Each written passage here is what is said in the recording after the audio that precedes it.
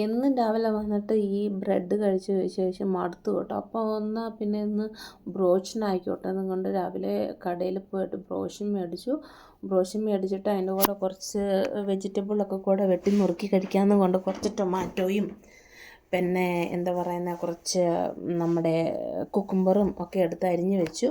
അത് കഴിഞ്ഞിട്ട് ചിക്കൻ്റെ ആവശ്യമായിട്ടുണ്ടായിരുന്നു. ഈ ലോങ് ആയിട്ടുള്ള വൂർസ്റ്റും ഉണ്ടായിരുന്നു, പിന്നെ റൗണ്ടിലുള്ള വൂർസ്റ്റും ഉണ്ടായിരുന്നു.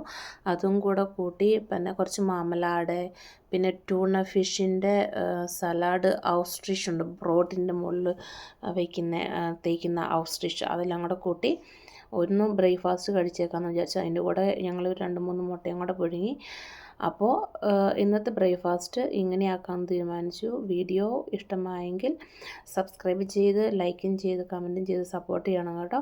അപ്പോൾ ബ്രെഡും ബ്രോഷനൊക്കെ ഇങ്ങനെ കഴിക്കാത്തവരുണ്ടെങ്കിൽ ഇങ്ങനത്തെ സാമഗ്രികളൊക്കെ കൂട്ടി ഒന്ന് ട്രൈ ചെയ്ത് നോക്കുക കേട്ടോ. ഇതിപ്പം ജസ്റ്റ് സിമ്പിളാണ്.